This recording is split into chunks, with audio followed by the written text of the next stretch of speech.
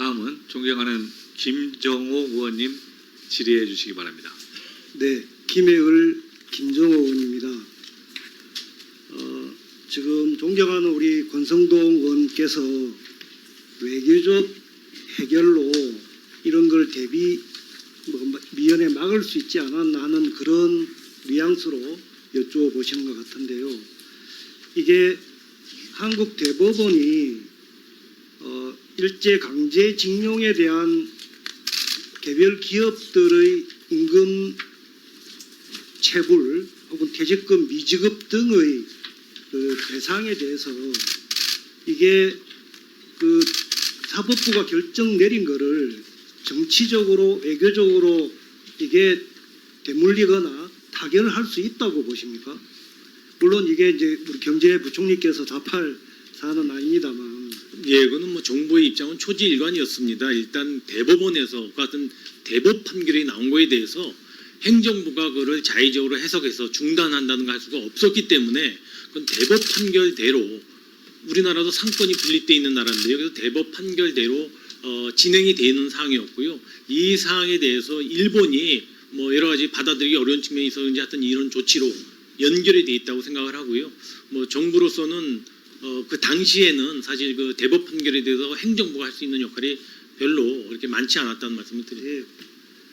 위안부 건도 그렇고 이 강제징용에 대한 대법원 배상 판결도 그렇고 이거를 정치적으로 혹은 외교적으로 그 사법부의 독립을 침해하면서 한국 정부가 해결해내라라고 하는 무리한 요구를 그것도 이제 와서 경제보복으로 관철시키려고 하는 게 참으로 가당치 않은 거 아니겠습니까? 예. 그래서 어쩌면 지금 상황에서는 일본의 경제보복의 의도 혹은 근본적인 목적이 무엇인가 이거를 진짜로 심층적으로 따져보지 않을 수 없다고 생각합니다.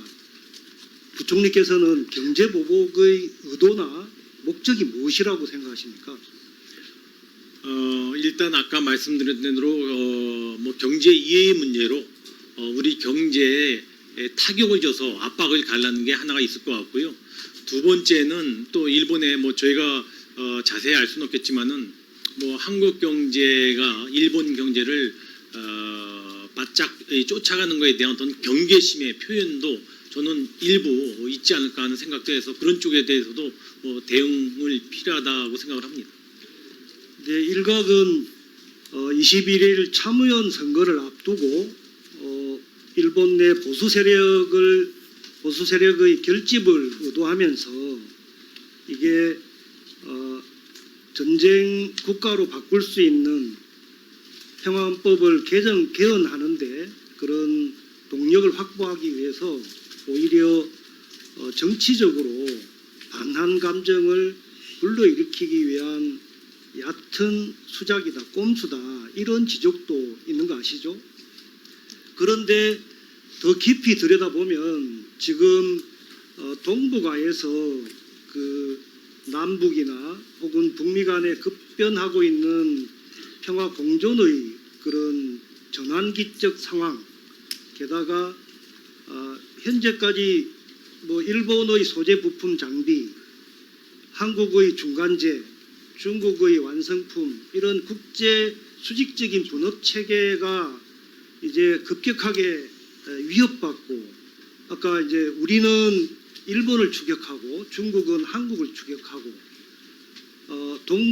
동북아에서 경제 패권을 두고 그 주도적 위치가 흔들리고 있는 일본이 이것을 차지해 한국 경제가 바짝 추격해 오는 것에 대해서 견제구를 날린 것이다. 그런 점에서 한국 그 경제를 망가뜨리고 오히려 더 악화시켜서 정치적으로는 문재인 정부하고 더 이상 이런 역사적인 문제, 외교적인 문제를 풀 수 없으니까 아예 총선이나 대선에 재집권할 수 없도록 차지해 한국 정부를 바꾸기 위한 그런 정치적 저의도 없지 않다라고 생각합니다. 뭐 그거를 우리 이제 부총리께서 뭐 꼭 답변하실 건 아닌데요. 저희가 우려하는 게 이 대목이죠. 평화헌법을 개헌하겠다는 것도 그렇고 이런 지금까지 잘 동북아에서 서로 협조 체제를 갖춰왔던 국제 분업 질서를 굳이 흐트리면서까지 일본이 지향하는 바가 뭐냐?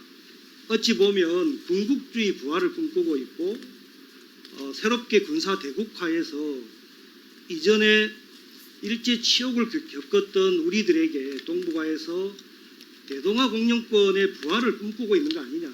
이런 근본적인 목적이나 지향점에 대해서 저희는 우리 한국 사람들이, 한국 국민들이 우려하고 경계하고 있는 것이라고 봅니다.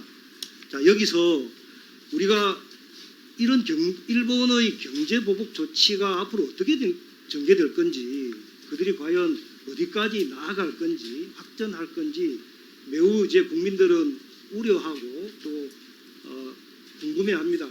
정부는 또 어떤 대응책이 있는지 사실은 이 자리가 속 시원하게 그런 답변을 국민들은 듣고 싶을 텐데요. 다 말씀 드리지 못하겠죠.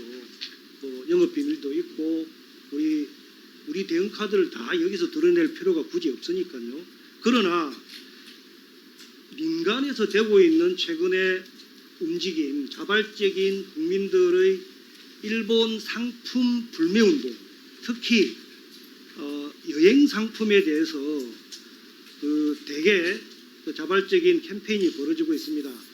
부총리님, 예. 지금 작년에 우리 한국 국민들이 일본에 얼마나 여행하셨는 줄 아십니까? 뭐 거의 800만에 육박합니다. 예, 754만 정도. 거기서 쓴 돈이 얼마라고 알고 있습니까?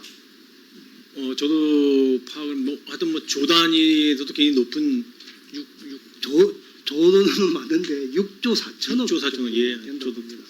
특별히 후쿠시마나 오사카나 이쪽 한국에 가까운 쪽에는 관광객들이 한국 관광객 때문에 오고 이 침체를 만회하고 숙박, 음식, 그런데 그 비중이 30%.